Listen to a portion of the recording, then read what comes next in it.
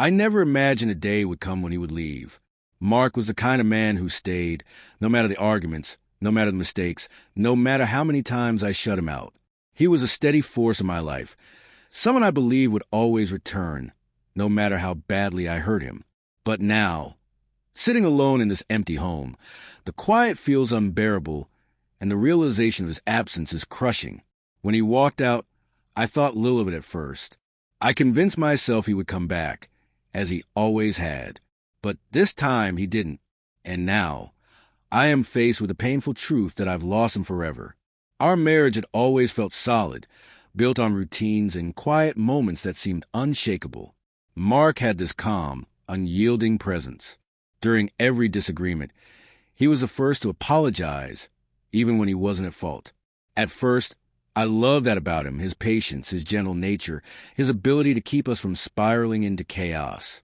His quiet steadiness made me feel safe, invincible even. But over time, that patience began to feel suffocating. His constant apologies and willingness to smooth over our problems started to seem like avoidance. I wanted him to push back, to argue, to show that he cared enough to fight for us in a way that matched my own intensity. Instead, he stayed calm, steady, and forgiving. I began to interpret his restraint as indifference, his quiet strength as a lack of passion. I convinced myself that if I rejected him enough, if I provoked him enough, he would prove his love through struggle. But the more I pushed, the further he retreated. I believed his love was endless, that he would always return, no matter what. I was wrong. It began with a trivial argument, the kind couples have without much consequence. We disagreed about our weekends. Mark, as usual, offered a gentle apology. "I'm sorry," he said, soft and steady. Instead of accepting it, I lashed out. "You're always sorry, Mark." "But nothing ever changes." I snapped. I don't even know why I said it. Perhaps I wanted a reaction, some proof that he cared enough to fight back. But his eyes only flickered with hurt before he turned away. "What do you want me to do?" he asked after a long silence. I didn't answer. I brushed him off, muttering, "It doesn't matter." That night, he didn't try to speak to me again.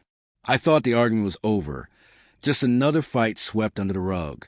But I didn't see that this time my behavior had broken something unrepairable. The next morning, the distance was palpable.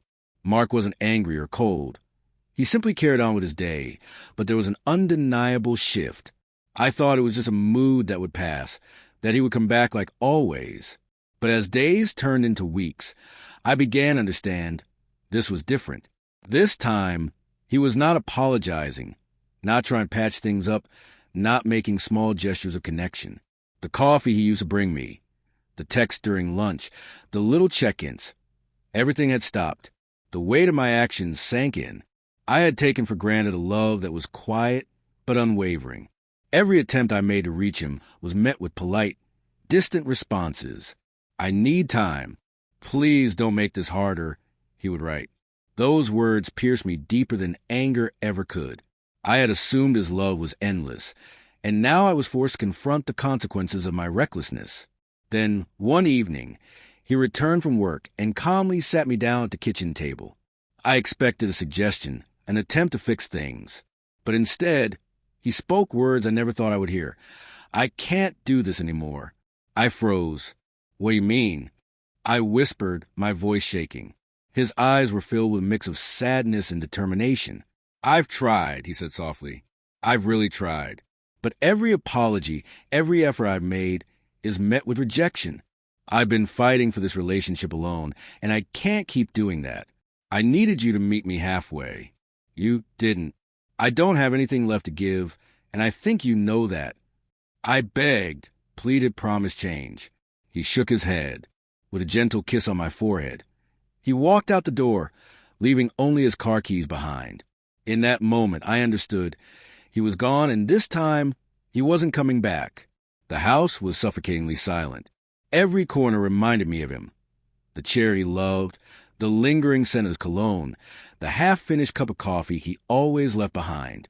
I clung to the hope that he would return, as he always had.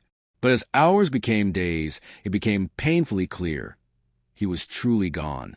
I replayed our last conversation endlessly, haunted by my own stubbornness and blind selfishness. I had pushed away a man who loved me unconditionally, chasing a notion of passion that blinded me to the quiet, steadfast love in front of me. Reflecting now, I see Mark's love for what it truly was, a love that didn't demand attention or drama, but quietly supported, patiently held, and unwaveringly stayed through it all.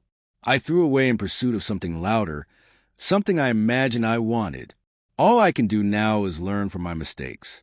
Mark deserved better than my constant testing and provocation. If I ever love again, I will recognize the value of patience, of consistency, of quiet care. I will understand that true love is shown not in fiery moments or grand gestures, but in the steady presence, the small acts, the choice to show up each day.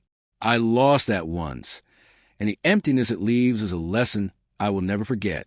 No one should wait until it's too late to appreciate the people who love them quietly, deeply, without condition. I did, and the cost is everything.